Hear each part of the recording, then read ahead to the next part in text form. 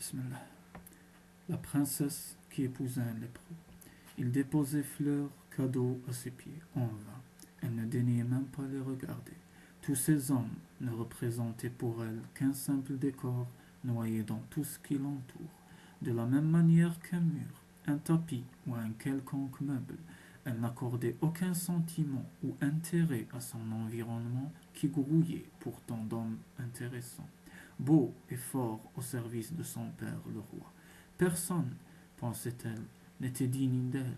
Par orgueil, elle se mura dans le silence et ne prononça bientôt plus un mot.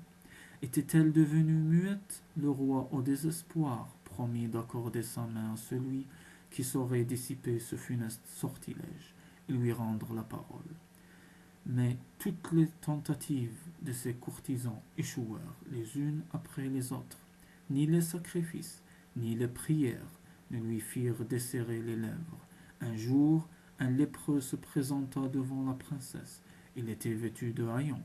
Tout le monde alentour se mit à rire et à se moquer.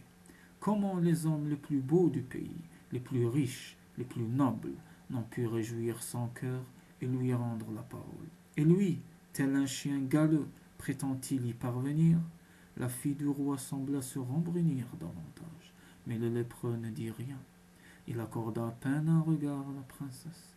Il s'assit sur ses talons et commença à dresser un petit feu pour faire bouillir l'eau de son thé.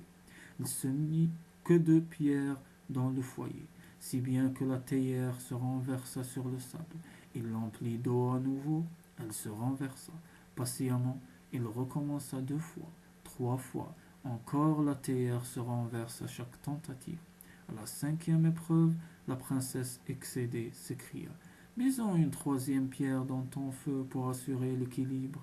Et c'est ainsi que la très orgueilleuse princesse parla et épousa un lépreux.